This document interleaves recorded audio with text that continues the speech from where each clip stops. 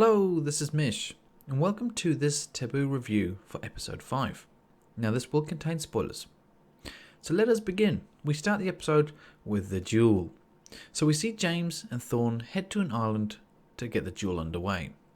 Important note here. So each person in a duel should have a second. Now, the second is responsible for loading the weapon. So Thorn's second is Mr. Hope of Trinity Lane. Now, they have to adhere to a specific dueling code. It's codes from 1777, and it's to the first blood and not to the death. So no second shot will be fired by either gun. But let's be honest, a shot from either of these flintlock pistols, generally it will be game over.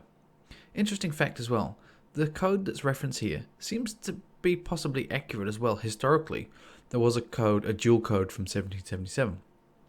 I really love the line from the duelist organizer as well, the guy in charge, when he says, "When I drop this handkerchief, you will walk towards each other, and at the time of your choosing, there will be a polite exchange of bullets." I thought that's fantastic. A polite exchange of bullets is something quite amusing. Then we see Thorn's intent to kill James. But the problem is, he didn't have any bullets in the chamber of the pistol, only gunpowder. And we see that as James Delaney says, "I can only assume your second," so Mr. Hope, is a company man. So Mr. Hope must have been advised by the East India Company not to let James die. And I guess his guilt was confirmed when he tries to run as well. He doesn't last very long after that. Then on to the next scene. We see poor Zilpha, torn apart by her emotions. So clearly assuming that James is dead because Thorn is alive. So she's trying to show happiness that he's alive, but also you can see she's concerned about James. So great acting by Ona Chaplin in this scene, and most of her scenes as well. Really fantastic actress.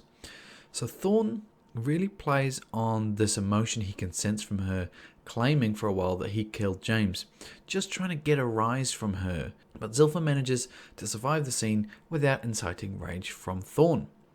Until the next scene. We see Zilpha being visited in her dreams by James, as has happened before. This time, Thorn sees and hears it.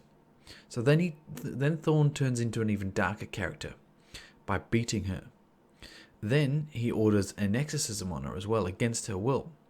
And it's by to add insult to injury to the whole situation, it's by a charlatan priest, who's a groping priest as well. So it was a pretty hideous scene. So this all seems to have pushed Zilpha over the edge.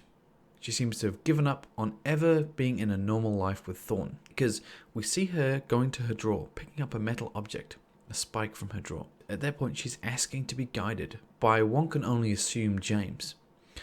So we are hearing the whispers in the scene, which you could interpret to be James talking to her, maybe saying not yet, hold off, because she puts the spike back down. But let's hope she's going to get her revenge and escape that situation. Okay, so now let's talk about, what happened last episode with the saltpeter, when James's crew, stole the saltpeter. So James thinks he's safeguarded around that, because the East Indian Company already sold to the prince.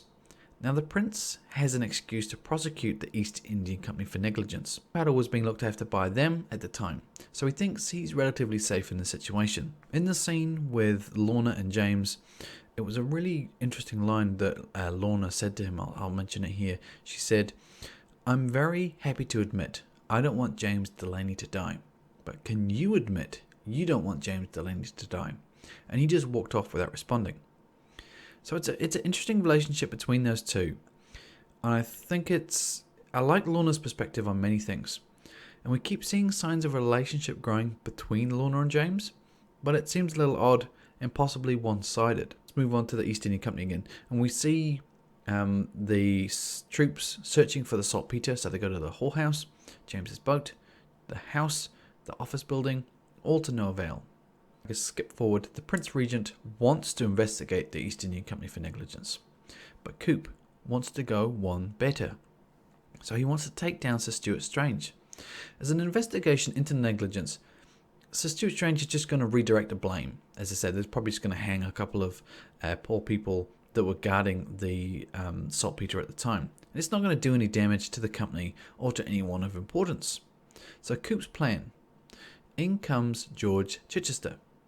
In the case around the loss of a boat filled with slaves by the East India Company. 280 souls lost when that ship went down. So the ship, I believe, is called the Influence, possibly. So Coop is allowing a case against the senior directors of the East Indian Company to go ahead by George Chichester.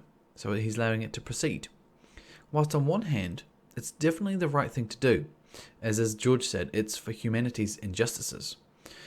But once again, Coop is really playing the game here. So he's using someone else to achieve his goals. And we see also that Stuart Strange, for the first time, seems to be panicking a little bit. And they start trying to cover up the evidence as well. Whilst all this is going on, we see James visit the factory a couple of times between scenes. So on the first time he visits, he's actually being followed by a spy, which he dispatches without much of an effort. When he's talking to Mr. Chumley, he advises him of the situation with the East Indian Company looking for the saltpeter. We also learned that Mr. Chumley is interested in Lorna Bow. And we get that kind of weird, that odd situation where Mr. Chumley's asking for permission to proceed and send her a letter.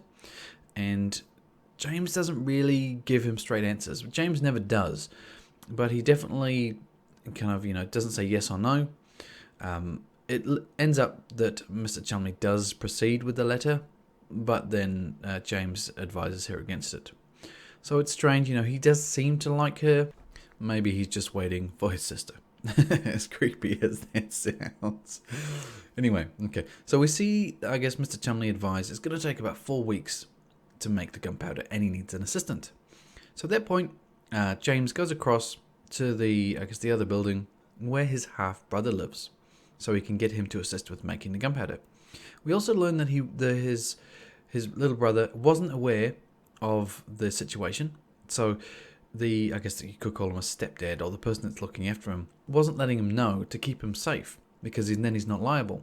But James lets him know everything, so now if he gets caught, he is liable to get hung as well. We later see another scene where James is doing a bit of a ritual. Now I wonder if this ritual is possibly something about a premonition, like a premonition ritual where he's trying to get hints, and maybe that's why he's so good at playing people and playing the situation, because he's doing this ritual and getting little hints from the future.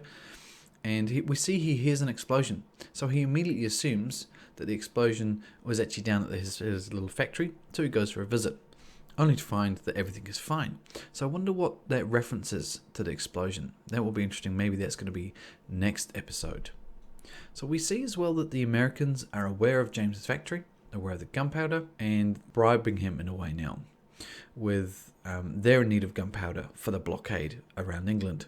So they're saying, give us some gunpowder or there's going to be trouble.